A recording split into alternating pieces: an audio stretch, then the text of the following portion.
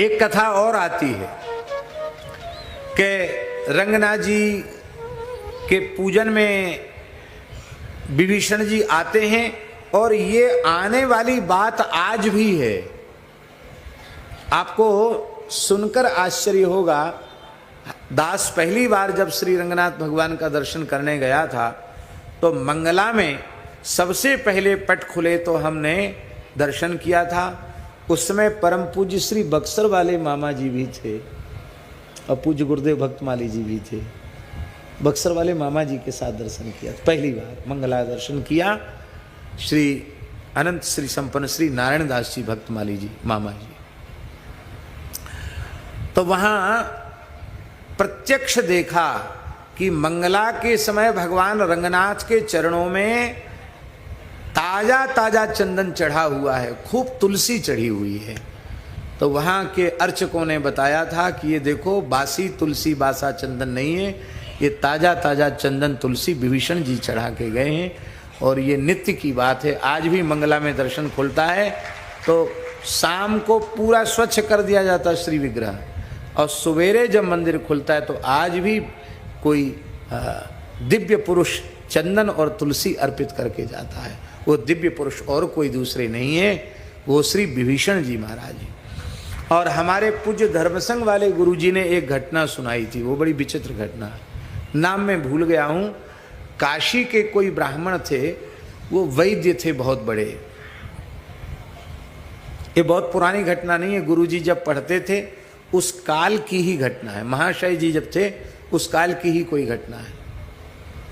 पंडित महाशय जी काशी के एक बहुत बड़े विद्वान थे, उन्हीं से गुरुजी पढ़े हुए थे। तो गुरुजी सुनाते थे कि एक बहुत बड़े आयुर्वेद के विद्वान थे, उनकी कई पुस्तकें भी आयुर्वेद पर लिखी हुई हैं संस्कृत की, मैं नाम विस्मृत हो रहा हूँ। तो वो परंपरा से वैद्य पढ़े हुए थे लेकिन संस्कृत के बहुत पंडित नहीं थे, और आयुर्वेद के सब ग्रंथ संस्कृत में ही हैं। तो विभीषण जी को लंका में एक फोड़ा हो गया उनके पेट में, वो फोड़ा हो गया और लंका के वैद्यों के इलाज से ठीक नहीं हुआ। तो उन्होंने कहा भाई पता लगाओ कहीं कोई अच्छे वैद्य हैं।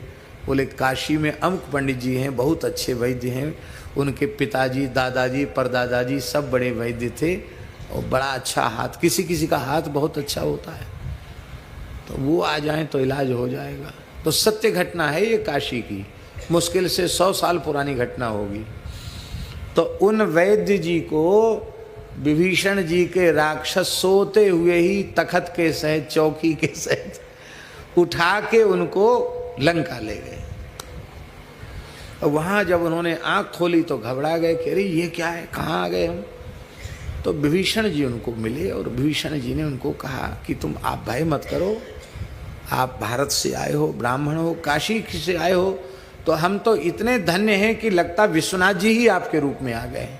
ब्राह्मण का पूजन किया उन्होंने, अब पूजन करके कहा वैद्य हो, हम रोगी हैं, हमारे ये फोड़ा हो गया, इसको आप ठीक करो।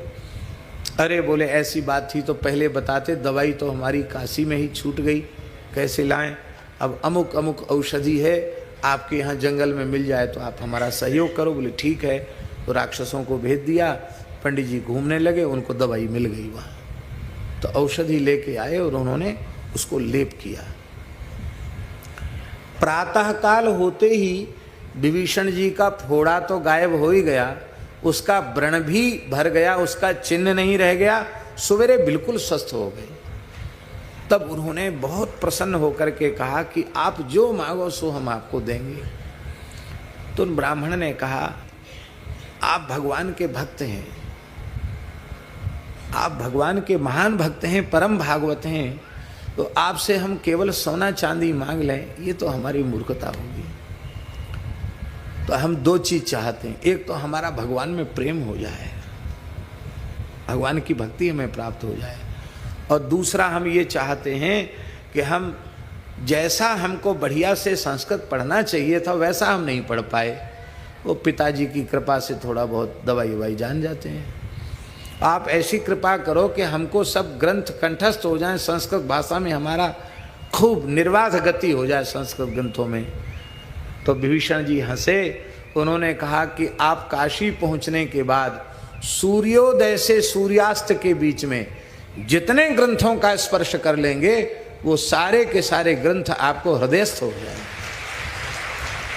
और गुरुजी कहते थे विभीषण जी के आशीर्वाद से वो महान पंडित हुए। आप कहेंगे कि ये चरित्र आप क्यों सुना रहे हैं, एक राम रसकावली का और एक ये घटना लगभग 100-150 साल पुरानी घटना। ये हम इसलिए सुना रहे हैं कि ये कोई कल्पना नहीं है। विभीषण जी आज भी भगवान के द्वारा प्रतिष्ठित हैं और 100-150 साल तक लोग उनका अनुभव करते हैं। तो आज भी वो हैं ही, इसमें कोई संदेह नहीं है।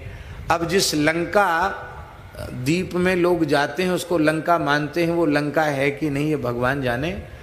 उस विषय में बहुत ज़्यादा अनुसंधान विषय भी हमारा नहीं है। हम तो ये मानते हैं कि लंका भी दिव्यपुरी ही है, उसका इन चरम चक्षुओं से अनुभव नहीं किया जा सकता। भगवान ने जिस लंका में विभीषण को प्रतिष्ठित किया वो सामान्य नगरी नहीं है, वो दिव्य नगरी है और उसमें आज भी विभीषण जी विराजमान हैं। बोलो भक्तवत्सल भगवान की जय। तो एक और घटना आती है, एक तो वैद्य जी की, एक घटना और आती है कि एक पंडित जी भी पहुंच गए लंका भगवान की दया से। तो उन्होंने विभीषण जी से कहा कि लंका में जो सबसे दुर्लभ वस्तु हो वो हमको दे दो।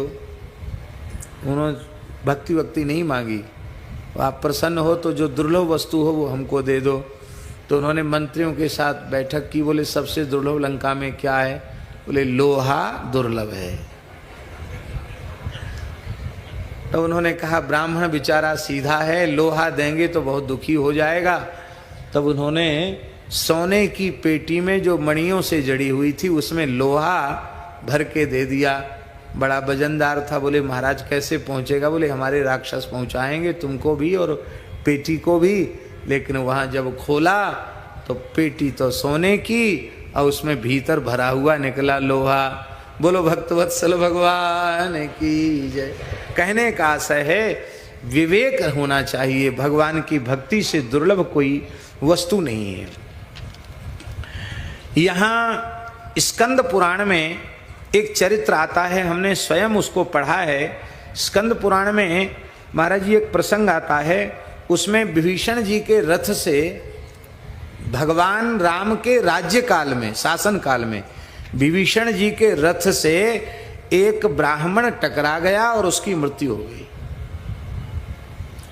उस ब्राह्मण की जब मृत्यु हो गई तो वहां के जितने ब्राह्मण थे उन ब्राह्मणों ने इनको पकड़ लिया, बांध दिया, जंजीरों से बांध दिया और कोठरी में इनको रख दिया।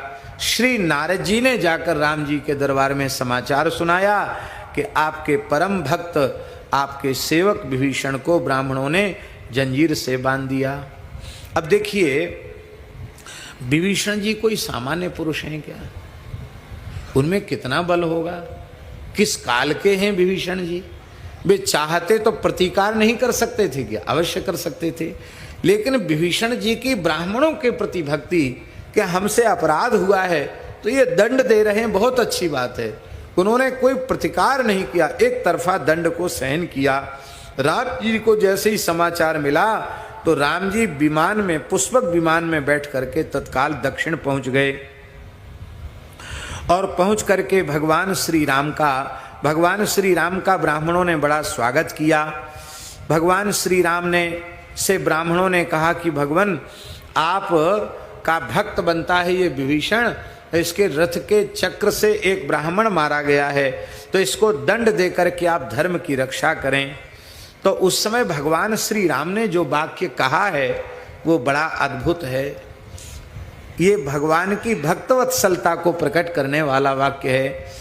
भगवान ने कहा वरम ममैव मरणम मद भक्तो हन्यते कथम राज्य मायुर्मया दत्तम तथैव स भविष्यति। भगवान श्री राम बोले कि देखो सेवकों के द्वारा किया गया अपराध स्वामी का होता है, तो विभीषण के सारे अपराध को मैं अपने सिर पर लेता हूँ, ये ब्रह्म हत्या का पाप मैं अपने सिर पर लेता हूँ, और इस हत्या का प्रायश्चित यही है कि हे ब्राह्मणों आप मुझे प्राण दंड दें। भगवान श्री राम कह रहे हैं हे ब्राह्मणों आप मुझे प्राण दंड दें, पर मेरा भक्त विभीषण उसका अनिष्ट नहीं हो सकता, क्योंकि वह मेरा है, मैंने एक कल्प की आयु उसको दी है, निष्कंटक राज्य दिया है, मेरा वचन झूठा नहीं हो सकता। इसलिए हम ये नहीं कहते आप क्षमा कर दो विभीषण को, भृत्यापराधे सर्वत्र स्वामिनो दंड इष्यते, सेवक के अपराध पर स्वामी को दंड दिया जाता है। तो राम जी सिर झुकाकर खड़े हो गए, बोले इसे छोड़ दो, हमको दंड दो, हमको बांध लो, जो चाहो सो हमारे साथ व्यवहार करो। इतना सुनते ही ब्राह्मणों के नेत्र भर आए, उनका हृदय विगलित हो गया और ब्राह्मण रोने लग गए। राम वाक्यम द्विजा श्रुत्वा विस्मया प्रभम, ब्राह्मणों ने कहा कि ऐसी ब्रह्मण्यता और ऐसी भक्त वत्सलता यह आप में ही देखने को प्राप्त हुई है, अन्यत्र ऐसी न भक्त वत्सलता दिखाई पड़ती है, भृत्य वत्सलता शरणागत वत्सलता दिखाई पड़ती है, और ना ऐसी ब्राह्मण्यता दिखाई पड़ती है। तो भगवान ने कहा कि ब्राह्मण की मृत्यु हो जाए, हत्या हो जाए, ब्रह्म हत्या हो जाए, तो उसका जो शास्त्रीय प्रायश्चित्त है वो प्रायश्चित्त कराओ। आज भी महाराज जी महादानपुरम है दक्षिण में, महादानपुरम में इस पाप का प्रायश्चित्त राम जी ने किया है, ब्रह्म हत्या का प्रायश्चित्त, विभीषण के अपराध का प्रायश्चित्त राम जी ने किया और विभीषण को मुक्त कर दिया। बोलो भक्त वत्सल भगवान की जय। इसीलिए तो श्री कागभूषण जी ने घोषणा की है, अस स्वभाव कहूँ सुनाऊँ न देखूँ, केहि खगेश रघुपति समलेखूँ, केहि खगेश रघुपति समलेखूँ। बोलो भक्त वत्सल भगवान की।